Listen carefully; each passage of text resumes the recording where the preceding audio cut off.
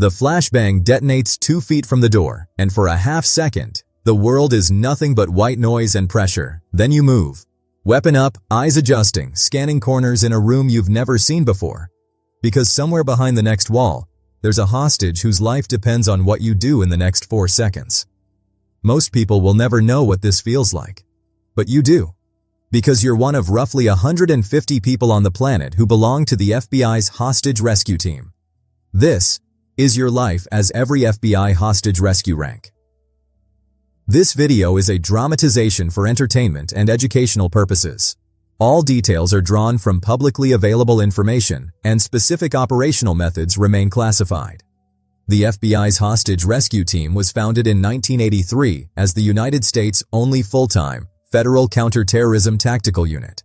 Based out of Quantico, Virginia, HRT operates under the FBI's Critical Incident Response Group and deploys to the most dangerous domestic and overseas law enforcement scenarios imaginable. Today, we're walking through every rank in this elite unit, from the brutal selection process to the person who commands it all. Let's begin. You're standing in a gravel parking lot at Quantico, Virginia, 4:30 in the morning, and you're already questioning every decision that brought you here. You're not a civilian. You're already a special agent. At least 2 years in the field, solid case record, probably worked violent crime or counterterrorism. But none of that matters now. You're a selection candidate, and for the next 2 weeks, HRT is going to find out if you deserve to even try. The selection course is deliberately designed to break you. Long-distance runs with heavy packs through the Virginia woods, swims in open water while fatigued, timed obstacle courses that get harder every single row, and psychological interviews that probe for cracks. And the worst part? They never tell you the standard. You don't know the cutoff time. You don't know the minimum distance. All you know is that the person next to you just got pulled aside and handed a white envelope. Which means they're done. Historically, fewer than 10% of candidates make it through. Some of them are former military, Rangers, even special forces. Doesn't matter. HRT has its own standard. You finish the final evolution soaked, blistered, and running on nothing. And when they tell you you've been selected, you don't celebrate. You just exhale, because now the real work starts. 3 months after selection, your pager goes off at 2 a.m. on a Tuesday. A barricaded subject in a rural compound outside Roanoke. Former militia member, armed, making threats, and there are children inside. You grab your kit, link up with your assault team at the airfield, and you're wheels up within 90 minutes. This is life as a new operator, an assaulter, the person who goes through the door. Your days at Quantico are consumed by close-quarters battle drills, room clearing, explosive breaching, hallway transitions. You run scenarios until muscle memory takes over, because in a real crisis, you won't have time to think. You'll only have time to act. On the ground in Roanoke, you're stacked on a side entrance, listening to the negotiator work the phone. Hours pass. Then, the team leader gives the signal. You breach. The entry is fast, controlled, violent in its precision.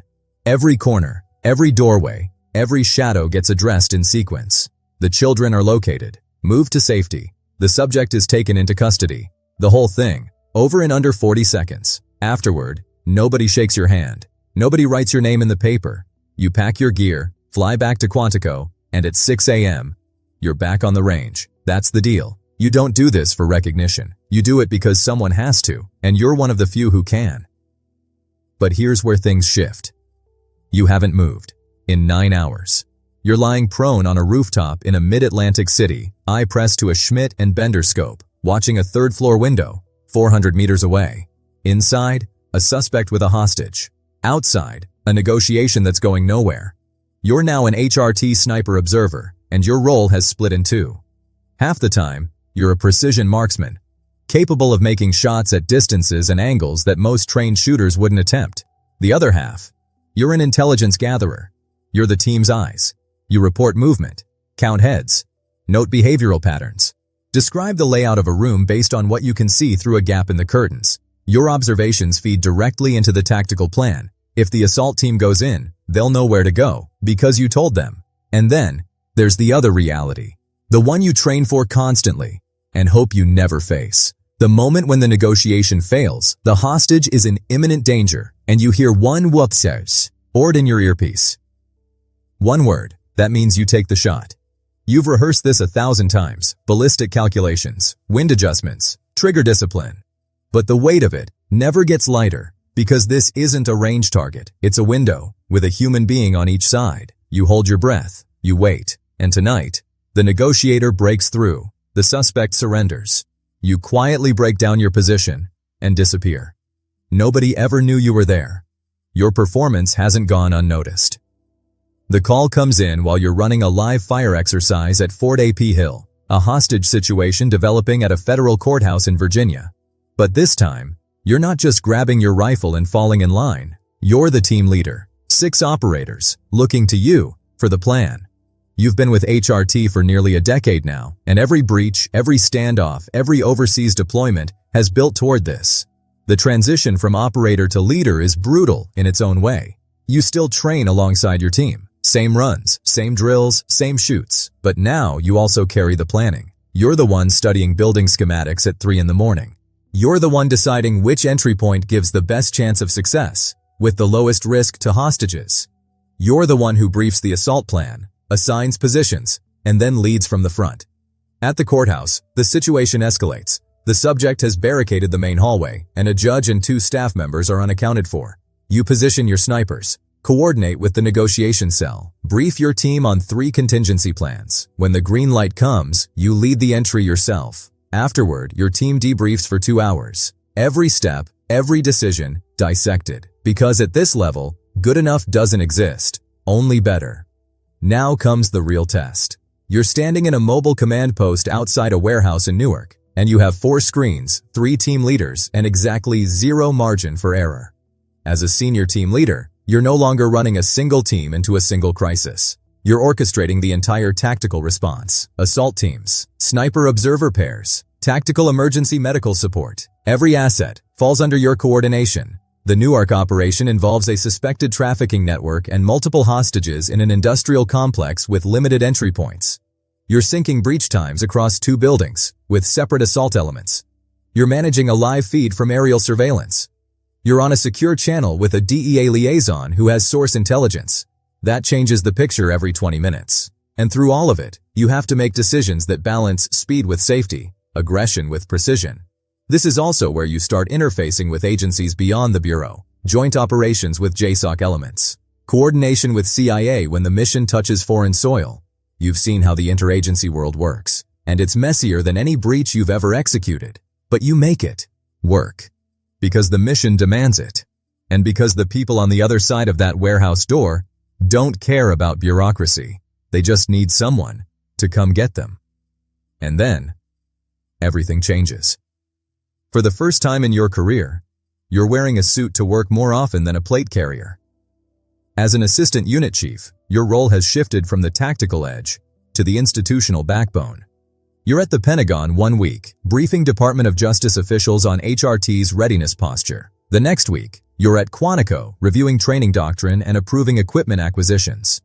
You evaluate after-action reports from every major deployment, looking for patterns.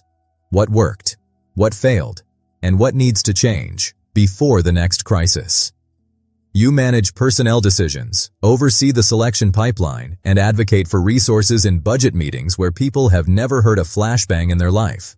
It's a different kind of pressure. Nobody's shooting at you, but the decisions you make ripple across the entire unit. A training shortfall you miss today could become a failure in the field 2 years from now.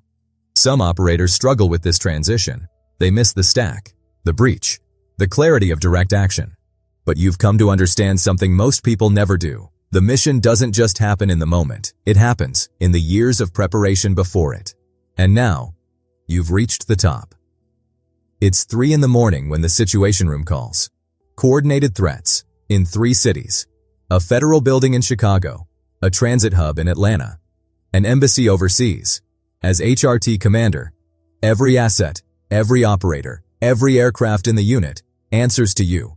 You're on the phone with the FBI director within minutes, laying out deployment options. You're authorizing the activation of enhanced teams. You're making calls that will put people you've trained with, led, and bled alongside, directly in harm's way. This is the rank where the full weight lands. You set the culture, the standards, the operational philosophy for the most capable tactical law enforcement unit on Earth. You decide when HRT deploys and how. You own every outcome, the rescues that go right and the operations that don't.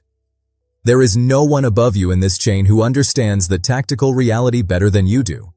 And that means, when it's time to brief the director or testify before Congress, you carry the truth of what these men and women do into rooms full of people who will never fully understand it.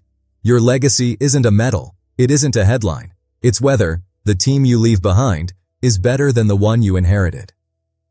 You started this journey standing in a gravel lot, exhausted before the first day even began. Now you've commanded the nation's premier tactical unit through its most complex operations. Along the way, you breached doors, held a scope steady for 14 hours, led teams through chaos, and made decisions that echoed far beyond any single crisis. But here's what stayed the same. From that first selection morning to this final rank, the mission was always the same person. The hostage, the innocent, the one who needed someone capable enough, disciplined enough, and willing enough to come through that door. That's what every rank in HRT exists for. Not glory, not recognition, the person on the other side of the wall. If this deep dive into the FBI's hostage rescue team resonated with you, subscribe for more explorations into elite military and intelligence ranks. Next, we're uncovering every rank inside the CIA's most secretive paramilitary division.